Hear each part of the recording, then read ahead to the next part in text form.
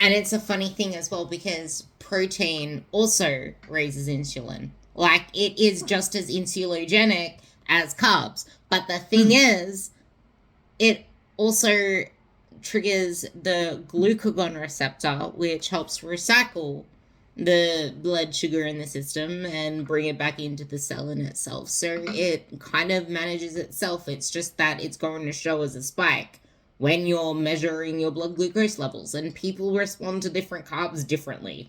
And if you are less insulin sensitive, if you sit on your butt most of the time, then you're going to have a different reading too.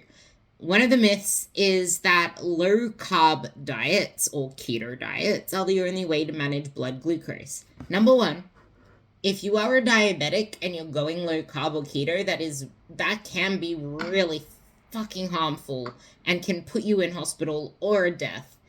And it can make you go hypoglycemic. So please don't do dumb shit and cut your carbs.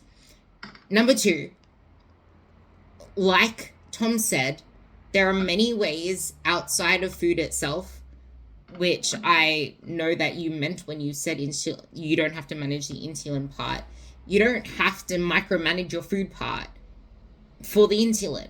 That is where exercise comes in. That's where moving your body comes in. That's where having a healthy lifestyle comes in. Did you know that your insulin resistance increases / insulin sensitivity drops just from a shitty night of sleep? Like, there are so many factors that impact your insulin sensitivity. Your hormones, your training status, your stress status. So looking at just food as the thing to target, and this comes down to everything as well. Like, someone's feeling really shit.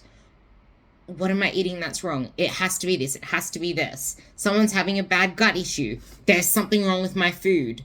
What about the other things that can be causing the bloating? What about the stress? What about the fact that you're overtraining? What about the fact that you had a shit night's sleep?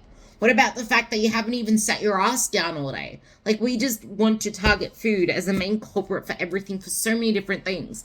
And then when people want to reverse diet in quotation marks, they look to food as the only thing that is a pawn to move around. No, there's energy in and energy out, which is a part of many different things. You can increase your food astronomically if you also increase your activity, you start training harder. But if you then, which people do completely wrong with their friggin' reverse diets, let's slash all your cardio out, let's up your food completely, and let's just leave your training at a low level. How about, no, that is not how you reverse diet, and that's why people end up getting a lot of fat back after dieting, because their coaches do dumb shit with them. Now, myth number 2, insulin resistance is solely caused by excess sugar consumption. I pretty much covered that in the last one.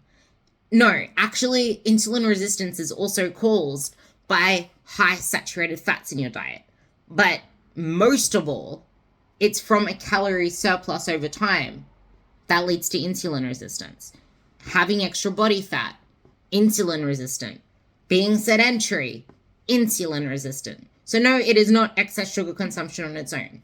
Next one. There's even a genetic component to that. Like, the amount of things that lead to someone getting type 2 diabetes is really complicated.